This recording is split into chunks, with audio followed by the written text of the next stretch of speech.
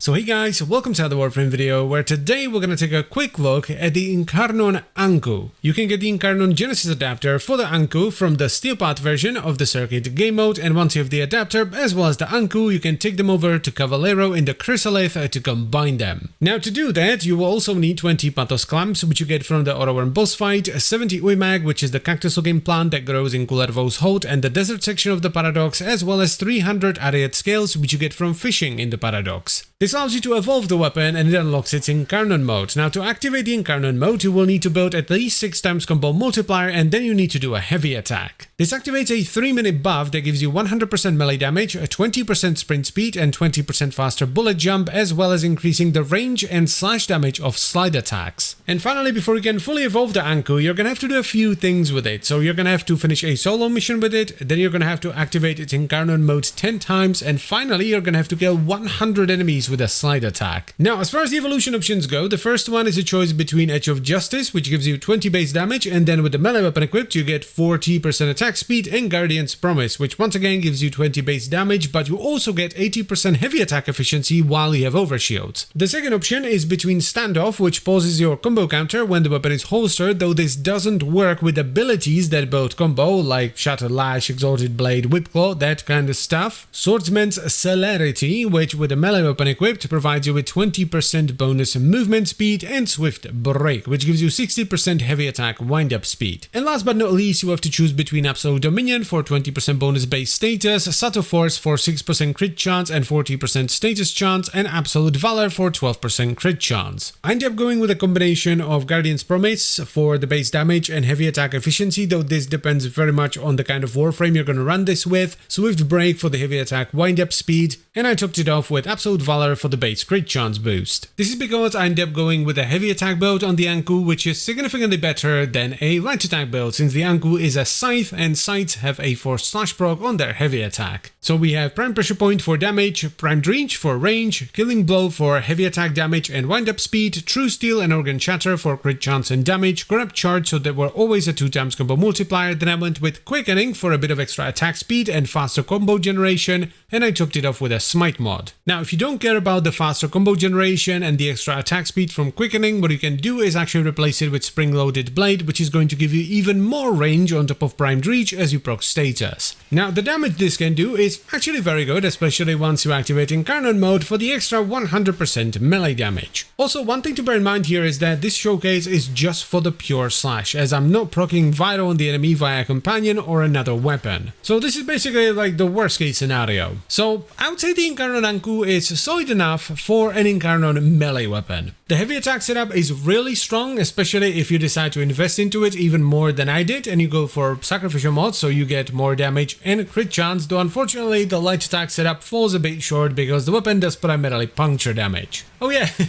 the slide thing, that's a bit of a meme. I tried building for it like a proper slide slash setup and it doesn't really work. But yeah, it's not a bad weapon at all. The damage is very solid on the heavy attack setup, especially if you manage to get some vital procs on the enemy from a companion or another weapon or a teammate or something like that. I don't know, I like it enough to where I would recommend you pick it up at some point, but just like with most of the new Incarnons, I wouldn't recommend you prioritize it over the old ones. You're gonna be infinitely better off with something like the Boltor, Legs, or even the Boar, because while the Incarnon Anku is strong, you can get very similar if not a better result from something like a Pennant or Glyph Prime or Tatsu Prime. But anyway, that's it for the video, so I thank you very much for watching as always guys. I hope you've enjoyed the video and found it helpful. I would like to extend a special thank you to all the channel members. Thank you very much guys, I really appreciate it, and if you would like to become a channel member as well, you can check out the memberships and stuff down below. And I'll see you next time. Bye bye.